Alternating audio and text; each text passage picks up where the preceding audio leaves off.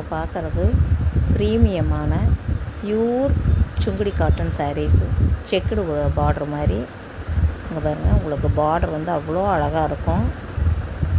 இதில் வந்து colours available இருக்குது.